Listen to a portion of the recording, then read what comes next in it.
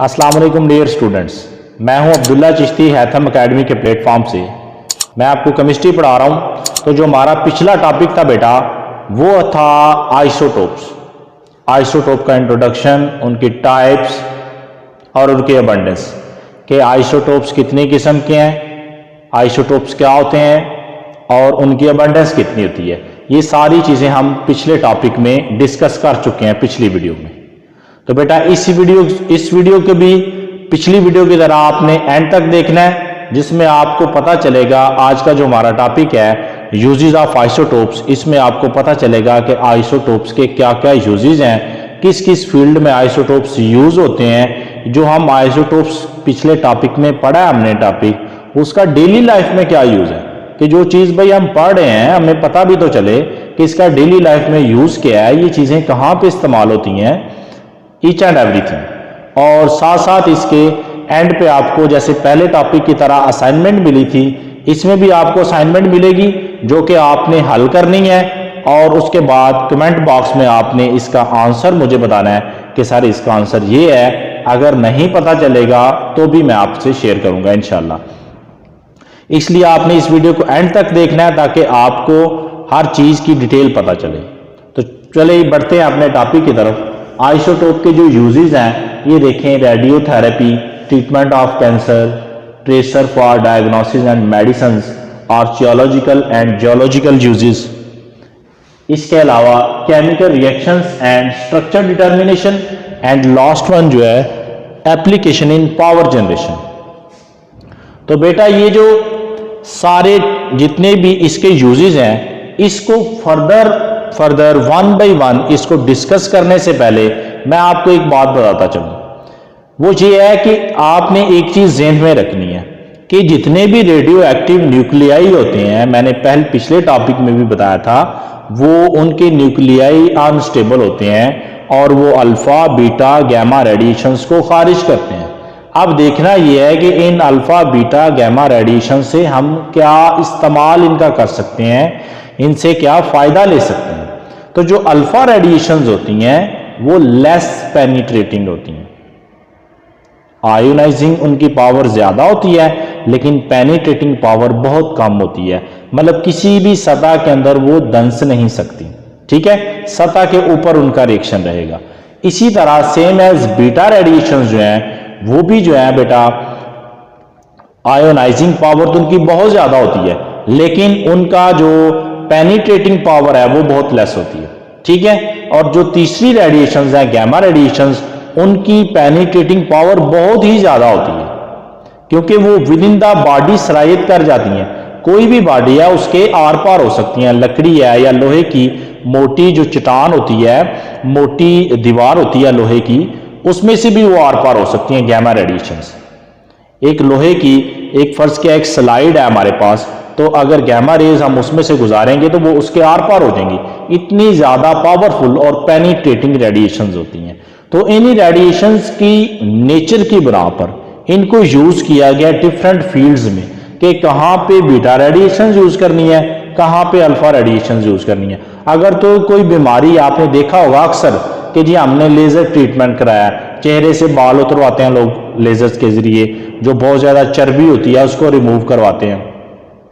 बहुत ज्यादा बीमारियों को इससे जो ना उसका इलाज किया जाता है। तो क्या किया जाता है कि जो लेस पेनिट्रेटिंग होती हैं, जो स्किन के ऊपर फर्ज किया बाल रिमूव करने हैं, जिन रेडिएशंस का जो ताल्लुक है वो स्किन के ऊपर है आउटसाइड द बॉडी, तो वहां पे हम लेस पेनिट्रेटिंग अल्फा या बीटा रेडिएशंस वाले आइसोटोप्स को इस्तेमाल करेंगे और उस चीज का हल करेंगे।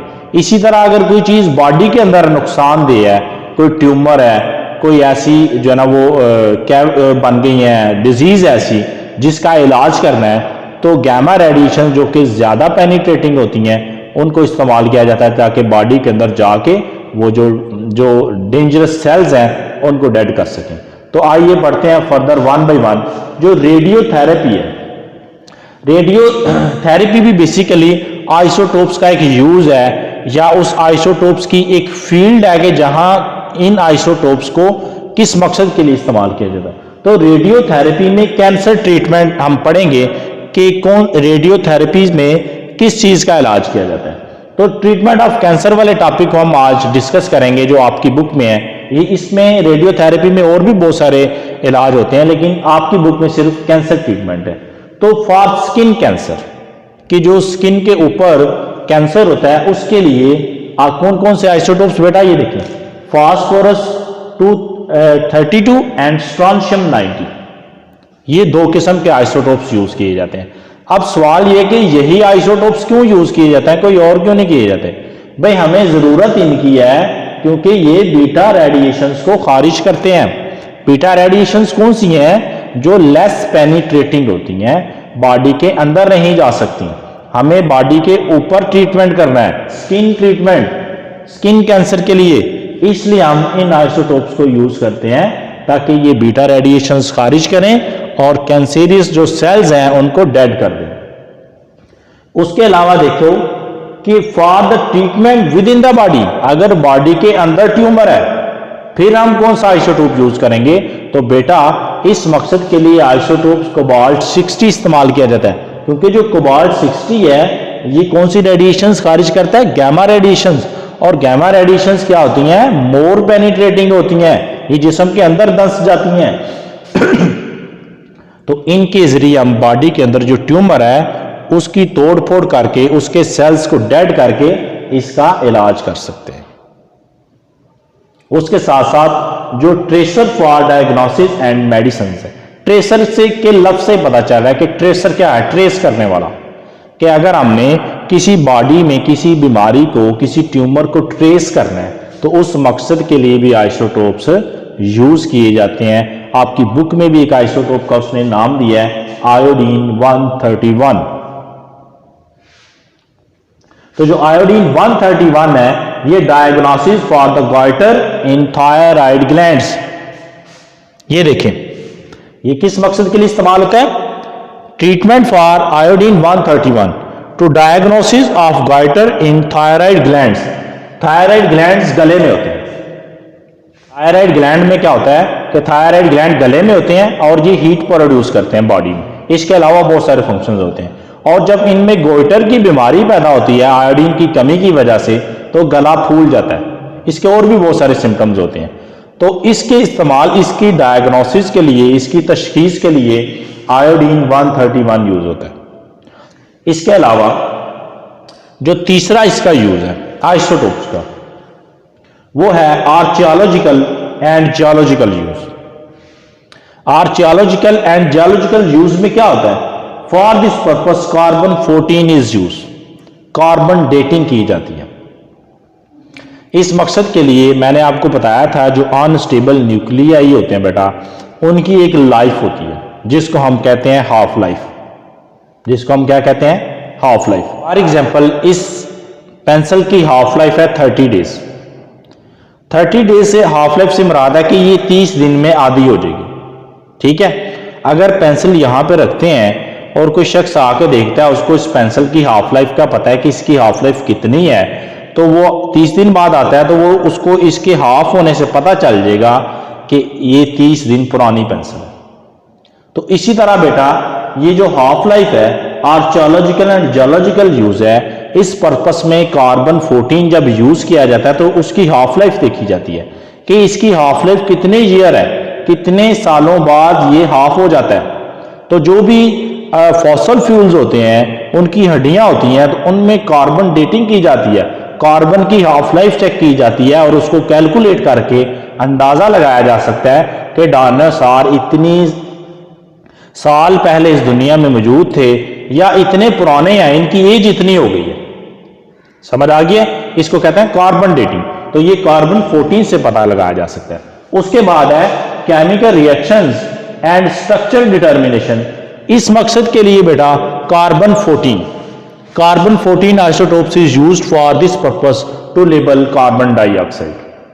इसमें क्या होता है कि रिएक्शन की डिटर्मिनेशन, रिएक्शन को चेक करने के लिए क्या करते हैं, कार्बन, क्योंकि फर्ज किया फोटोसिंथेसिस में कार्बन डाइऑक्साइड की जो है ना वो प्रोसेसिंग चेक करनी है कि वो ग्लूकोज में किन किन स्टेप से होके ग्लूकोज बनाता है, तो उसमें कार्बन डाइऑक्साइड को लेबल कर देंगे कार्बन 14 आइसोटोप से, तो हम उसकी मूवमेंट को चेक कर सकते हैं। तो जो लास्ट वन वाला है एप्लीकेशन इन पावर जनरेशन, ये बहुत ही अहम है, ये शॉर्ट क्वेश्चन में बेटा अक्सर आता है। Application in power generation, what are the uses of isotopes in application of power generation, ये शॉर्ट क्वेश्चन अक्सर गुजरांवाला बोर्ड में ये क्वेश्चन आया हुआ। और इसके साथ साथ देखेंगे हम कि इसका हमारे लिए फायदा कितना है। तो क्योंकि ये एनर्जी का सोर्स है, ये जो तरीका है आइसोटोप्स का, ये देखो कि इसमें क्या होता है कि यूरेनियम U-235 पे जब स्लो न्यूट्रॉन्स की बम्बार्डमेंट की जाती है इसके न्यूक्लियस के ऊपर, तो इसका न्यूक्लियस बेरियम और क्रिप्टॉन के न्यूक्लियर में चेंज हो जाता है, 139 और 56। इसके अलावा क्रिप्टॉन 94 और 36 प्लस 3 न्यूट्रॉन और खारिज होते हैं, ठीक है। और जो चीज हमें इसमें बेनिफिशियल है वो चीज है एनर्जी। इस एनर्जी से स्टीम जनरेट की जाती है जो टरबाइन चलाने के काम आती है। उस टरबाइन से क्या किया जाता है, इलेक्ट्रिसिटी पैदा की जाती है। टरबाइन को चला के अगर आप फेमिलियर हैं इलेक्ट्रिसिटी प्रोडक्शन के मेथड से, तो आपको पता होगा एनर्जी को स्टीम के लिए इस्तेमाल किया जाता है, स्टीम पैदा करने के लिए, और स्टीम को फर्दर टरबाइन चलाने के लिए इस्तेमाल किया जाता है, जिससे बहुत ज़्यादा एनर्जी खारिज होती है और स्टीम प्रोड्यूस होती है, और जिससे इलेक्ट्रिसिटी बहुत ज़्यादा फायदेमंद पैदा होती है। इसमें एक और चीज़ है, ये फायदेमंद प्रोसेस क्यों है इलेक्ट्रिसिटी पैदा करने के लिए, क्योंकि इसमें थोड़ी अमाउंट में बहुत ज़्यादा एनर्जी लाइब्रेट होती है, जिससे हम इलेक्ट्रिसिटी जनरेट कर सकते हैं। बाकी जो हाइड्रल पावर है, विंड पावर है, कोल पावर प्लांट्स होते हैं, उनमें इतनी ज़्यादा मिकदार में एनर्जी पैदा नहीं होती, क्योंकि फ्यूल बहुत ज़्यादा लगता है उनमें। इसमें थोड़े से फ्यूल में एनर्जी बहुत ज़्यादा मिलती है, और जब एनर्जी ज़्यादा मिलेगी तो इलेक्ट्रिसिटी भी ज़्यादा पैदा होगी, ठीक है। तो आज की असाइनमेंट बेटा आपके लिए ये है कि आपने ये बताना है कि कहाँ कहाँ पे न्यूक्लियर पावर स्टेशंस हैं जो कि इलेक्ट्रिसिटी पैदा कर रहे हैं पाकिस्तान के अंदर। और दूसरा आपकी असाइनमेंट ये है कि आपने ये बताना है कि कितने किलोग्राम यूरेनियम की जो एनर्जी है, फर्ज किया 1 किलोग्राम यूरेनियम की एनर्जी कितने किलोग्राम कोयले के बराबर होती है। मसलन कि 1 किलोग्राम यूरेनियम को भी जले और कितने किलोग्राम कोयला जले तो एक जितनी अमाउंट एनर्जी की पैदा होगी। ये दो आपकी असाइनमेंट्स हैं, इनको आपने हल करना है। अल्लाह हाफिज।